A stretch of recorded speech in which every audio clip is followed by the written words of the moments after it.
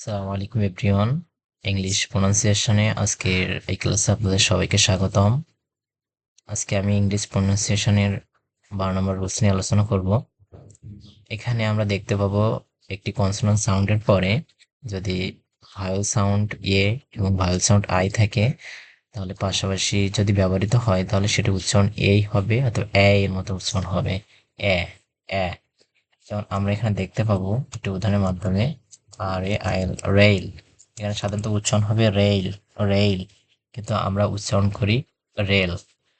এরপরে আমরা দেখতে পাবো NAIL নেইল। এখানে কনসোনেন্ট সাউন্ড এন আছে এবং এরপরে ভায়েল সাউন্ড এ এবং আই আছে, যার কারণে এটা উচ্চারণ এই এর মতো উচ্চারণ হবে।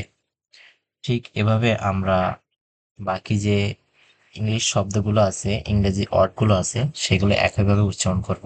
যেমন স্টেট, STR, স্টেট।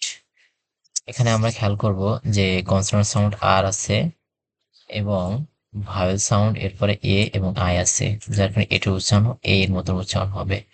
কারণ এটি উচ্চারণ হবে স্টেট স্টেট। এভাবে আমরা বাকি ইংরেজি শব্দগুলো একই রুলসে উচ্চারণ করব। Thank you every